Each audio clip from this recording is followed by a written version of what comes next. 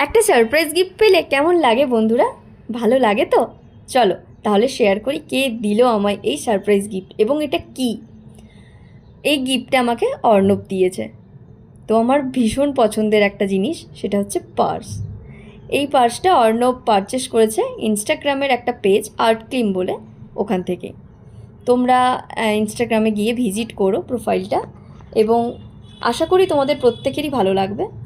আমিও প্রথমে জানতাম না এই পেজ সম্পর্কে।